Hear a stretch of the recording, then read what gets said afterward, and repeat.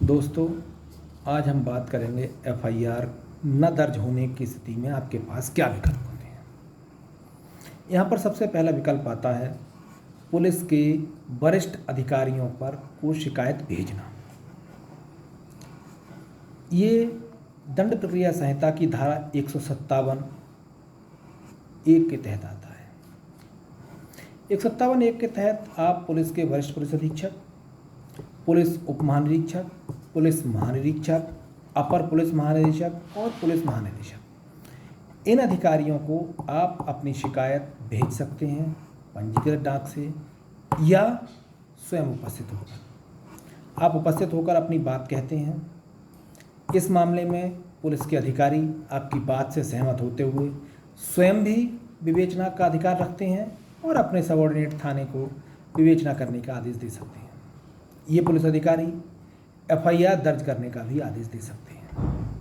ऐसा इन्हें पूर्ण रूप से अधिकार है।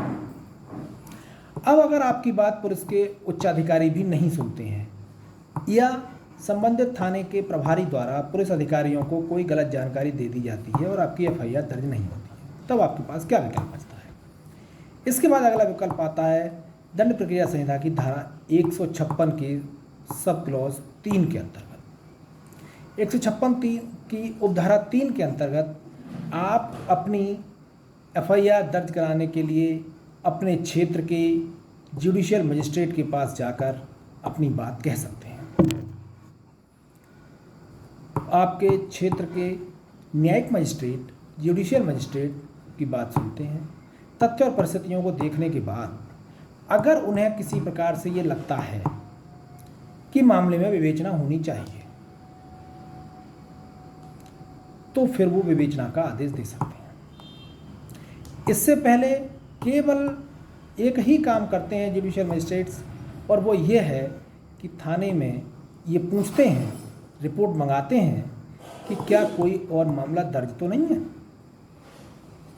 ऐसा तो नहीं है कि आपने जो उच्चाधिकारियों को शिकायत की हो उसके संबंध में कोई एफआईआर दर्ज पहले से हो और आप तथ्यों के आधार पर दूसरी एफआईआर दर्ज कराना चाहते हो। अगर ऐसा नहीं है तो वो आपकी एफआईआर दर्ज करने का आदेश दे सकते हैं। तीसरा विकल्प, अगर यह भी आप नहीं इस्तेमाल कर पा रहे हैं या करना नहीं चाहते हैं, कोई अन्य परिस्थिति है, तब आप इस मामले को परिवाद मामले के रूप में भी संबंधित न्यायिक मजिस्ट्रेट या जुडिशियल ऑफिसर के यहाँ दर्ज करा सकते हैं। परिवाद भी एक तरह से न्यायिक प्रक्रिया ही है। परिवाद में आदमी जब अपने पीड़ित जब न्यायिक मजिस्ट्रेट के पास पहुंचता है तब वह उसका बयान दर्ज करते हैं। उनके बयान दर्ज करने के साथ साथ इन्वेस्टिगेशन में सेक्शन 202 सीआरपीसी के तहत उनके गवाहों का परीक्षण करते हैं और मामले को देखने के बाद अगर प्रथम दृष्टया उन्हें पता चलता है कि वास्तव में पीड़ित के साथ ये घटना घटित हुई है, तब वो पीड़ित को मामले को स्वीकार करते हैं और अपराधियों को, अभियुक्तों को दंडित करने के लिए न्यायालय तलब करते हैं। यहाँ सबसे महत्वपूर्ण बात यह भी है कि धारा 156(3) दंड प्रक्रिया संहिता का प्रयोग केवल संज्ञेय अपराधों में किया जा सकता है।